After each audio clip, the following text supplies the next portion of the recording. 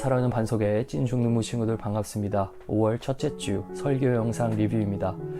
어느덧 봄이 찾아왔습니다. 5월이 시작되었고 날씨가 화창할 뿐만 아니라 이제 살랑거리는 봄바람을 우리가 맞이하게 됐습니다. 여전히 밤에는 쌀쌀하지만 낮에는 덥기까지 하더군요. 여러분 밖에 나가실 때 일교차가 크기 때문에 감기 조심하시길 바라고, 요즘 날씨가 많이 흐려서 비도 많이 옵니다. 우산 꼭 챙기시길 바라겠습니다. 자, 지난 시간에는 우리가 예수님의 기적에 대해서 살펴보았는데요.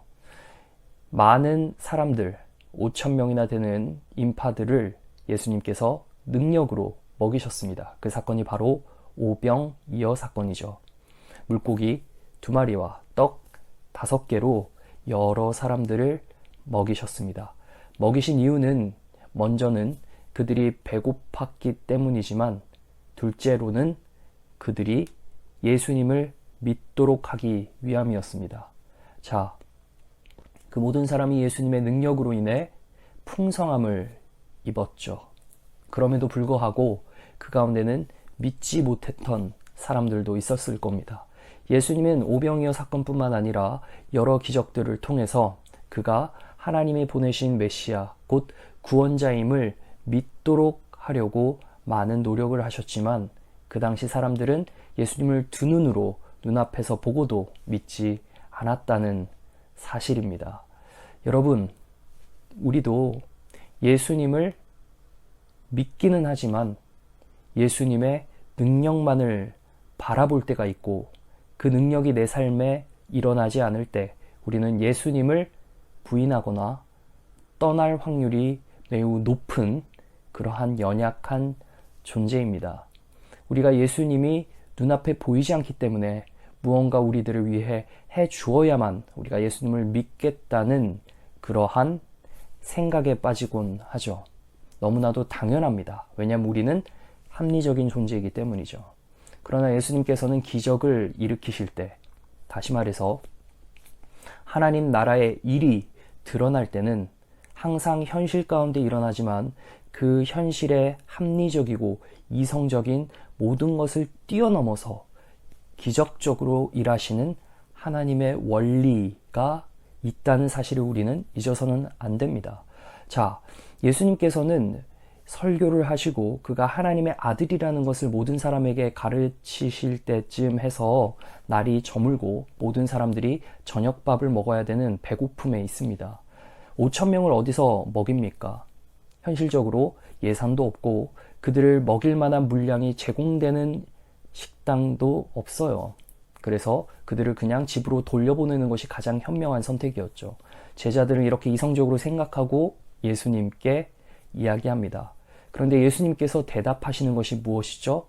어디서 이들을 먹이겠느냐? 어디서 사서 이들을 먹이겠느냐? 오히려 제자들을 당황시키는 질문을 합니다. 자, 그 질문을 받은 제자들은 어떻게 생각할까요? 어디서? 사서? 즉, 살만한 곳이 있고 살만한 돈이 있다는 것을 예수님께서 제자들에게 말씀하신 셈이죠. 그러니 제자들은 어리둥절한 거예요. 돈도 없고 살만한 곳도 없는데 말이죠. 자, 이 질문 앞에 제자들이 당황했을 겁니다.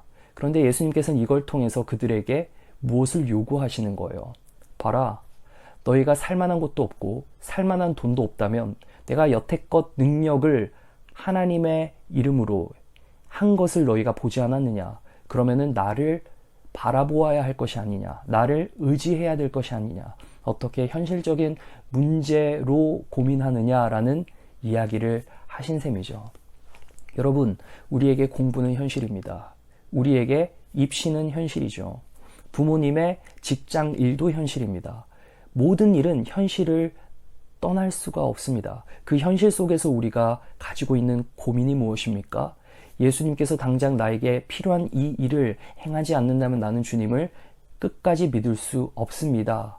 라고 생각하는 나름의 협상을 하나님과 하기 시작합니다. 여러분, 그것은 믿음을 가진 자의 모습이 아니라 예수님을 놓고 의심으로 예수님과 협상하는 조금은 잘못된 모습이죠. 그러나 우리는 얼마든지 그러한 모습을 가질 수 있다는 겁니다.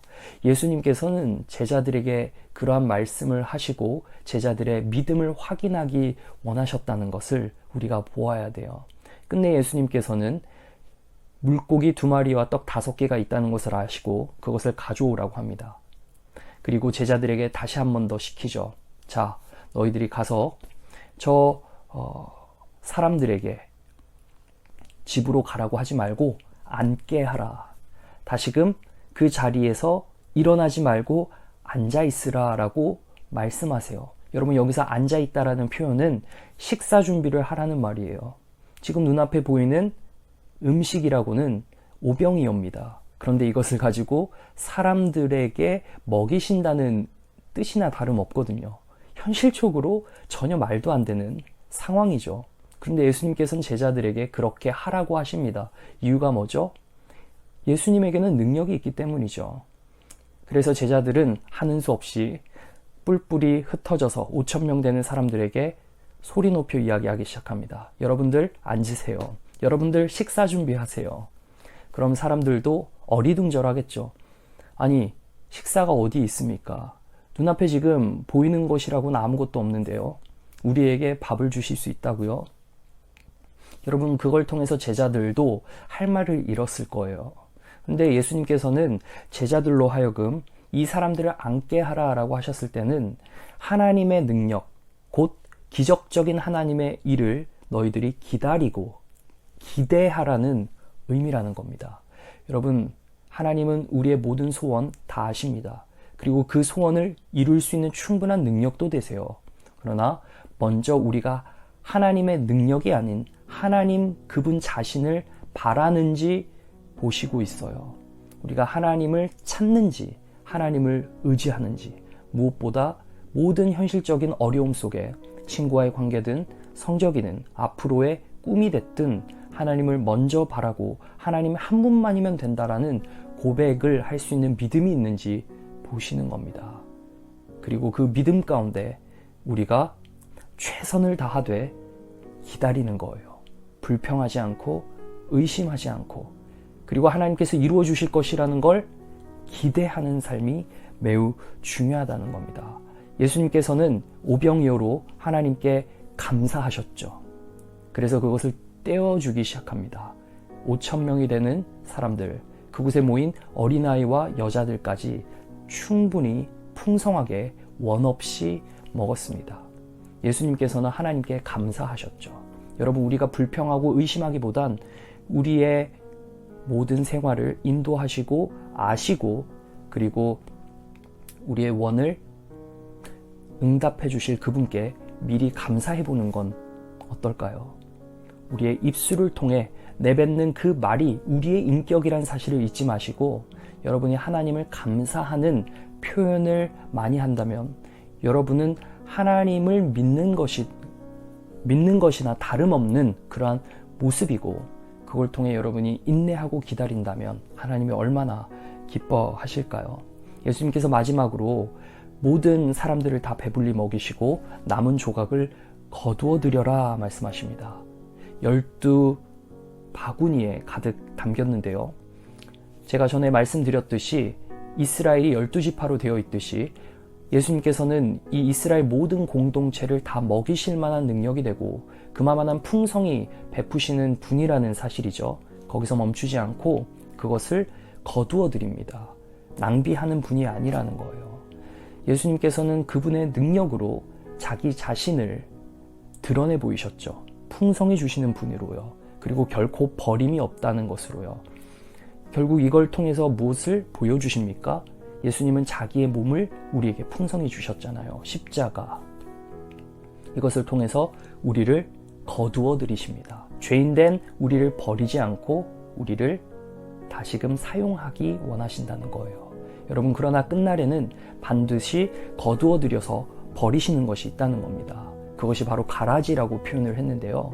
우리가 주님 안에서 믿음으로 살아간다는 것은 좀처럼 쉬운 일은 아니지만 또 한편으로 이마만큼 쉬운 것이 없는 건 우리가 주님을 찾기만 하면 됩니다. 그리고 주님을 바라보면 됩니다. 그리고 주님께 감사함으로 인내하고 주님께서 베풀어 주실 그 일을 우리를 통해 이루실 그것을 기대하면 됩니다. 여러분, 이럴 때에 주님께서 우리를 풍성하게 우리의 과정을 사용하시고 우리의 결과를 통해서 우리를 기쁘게 해주실 줄을 믿습니다. 여러분, 이 일을 잊지 마시고 여러분의 미래는 밝고 여러분을 사용하시고 지금 현재는 여러분에게 훈련시키고 있다는 사실을 잊지 마시기를 바랍니다. 다음에 뵙겠습니다.